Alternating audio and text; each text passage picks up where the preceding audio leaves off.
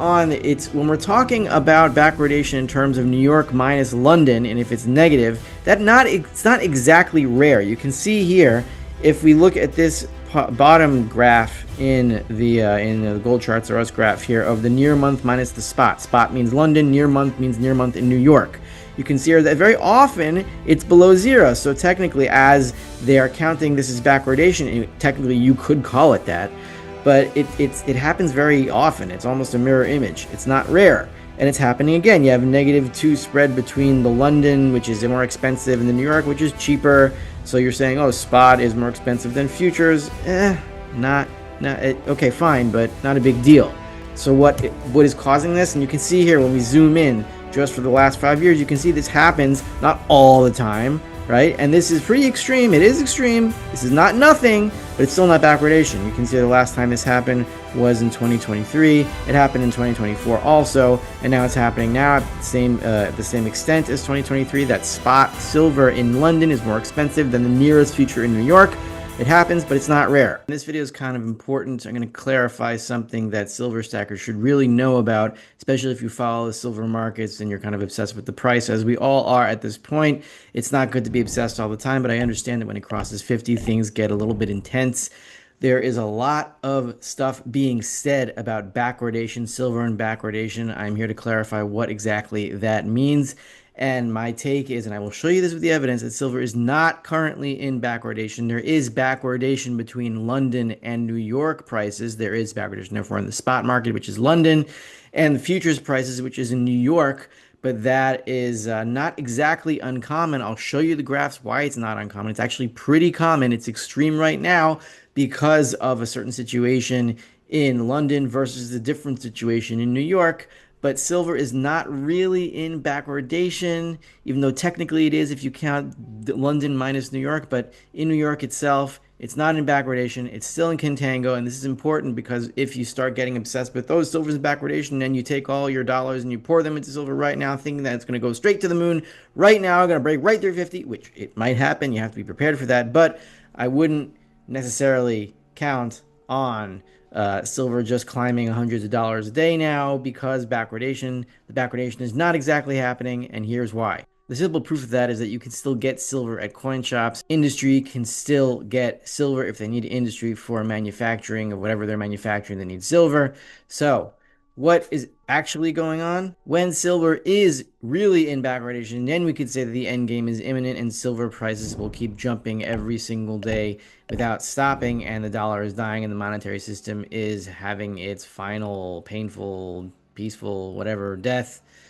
But not yet. Many commentators claim silver has recently slipped into backwardation. They point to price gaps between London spot and New York futures markets, suggesting that London spot is trading above futures levels. Some see that as confirmation of material scarcity or a coming price explosion. Indeed, in late 2025, some futures curves have inverted, prompting headlines like "Backwardation deepens in silver markets." But the key question is, where and how broadly is backwardation taking hold? Is this a localized quirk or a systemic shift? First of all, the people that are saying that there's backwardation in the silver market, they are right that there is heavy interest in spot right now. This is the CME table for silver futures that start in October. Technically, October is spot because it's delivery for immediate delivery. October. If you buy an October contract, you can get delivery immediately, depending on what number is called if you own the contract. But you can see here that this is from yesterday, October 9th, which was my birthday, by the way. So silver hit $50 on my birthday. Happy birthday to me. Woohoo. And we have here October 2025, 1,344 contracts were added to the open interest here, whereas 1,471 were taken away, were removed from the open interest, were closed out in December. So there is a shrinkage of open interest in the futures contract for December, which is the currently active futures contract, and an increase of almost the same amount in the October spot contract. So yes, there is heavy interest in the October spot contract in New York, but still, that does not mean there's backwardation. But you can also see here that there is heavy physical interest in deliveries in the October contract. You can see here that 1,427 deliveries were made on October 9th. That is more than any other day this month. excluding first notice day, which was September 29th when we had 2,233. This isn't an active silver contract. This is only, and it's not a front month meaning, but there is, yes, they're right, that there is heavy interest in physical delivery for the spot contract in New York. But while we see that silver is back over 50, we hit 50 over here to an all-time high of 51 something. This is the London spot contract. This is not New York. And we here hit 51 again. And now we fell back to 48.40. And now we're back over 50. Things are getting really, really volatile because the monetary system is being torn apart at the seams.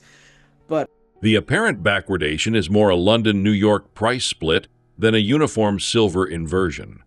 London's spot market, often Loco London, is reflecting tight physical supply conditions, while New York futures remain in contango in many nearby contracts.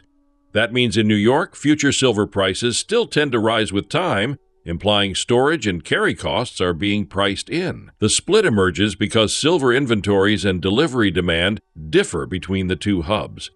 What looks like backwardation in one place may simply be regional supply stress, not a global structural collapse. What is going on? It's when we're talking about backwardation in terms of New York minus London, and if it's negative, it's not exactly rare. You can see here, if we look at this bottom graph in the gold charts or us graph here of the near month minus the spot. Spot means London, near month means near month in New York.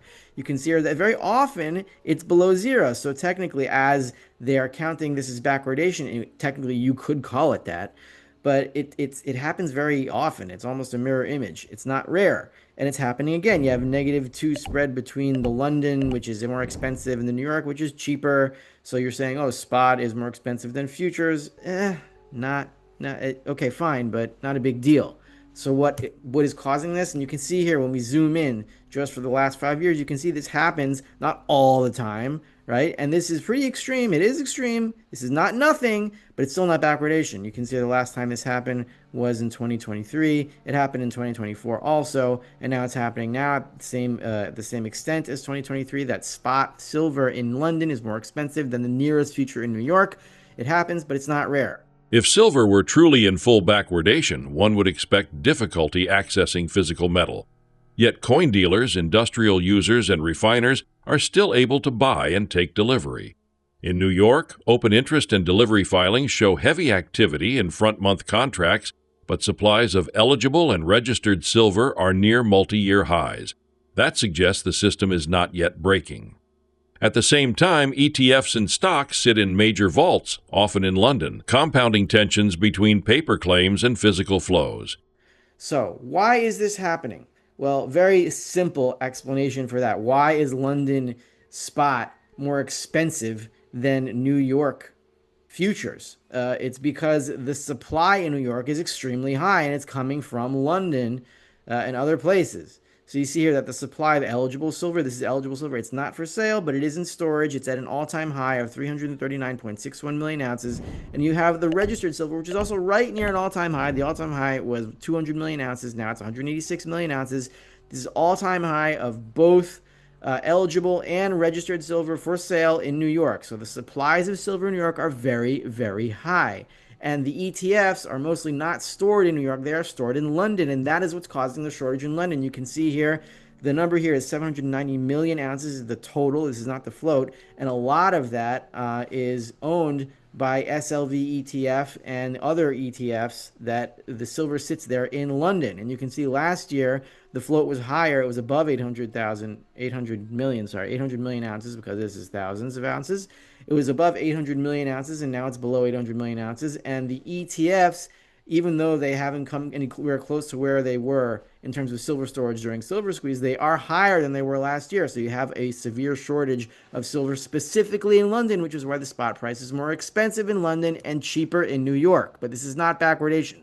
What is backwardation? You see here, this is a contango chart. These are silver prices just strictly in New York. October is here, and it's at 46. This is from yesterday or 2 days ago, so the prices are a little bit off. But you can see here it goes to $52 from July 2030, and this is the cash price in London over here. So you can see this is a contango chart. What would backwardation look like? Why is London spot trading ahead of some futures? The answer lies in regional scarcity, logistics, and where silver is physically held. Many ETFs and bullion stores keep inventory in London vaults.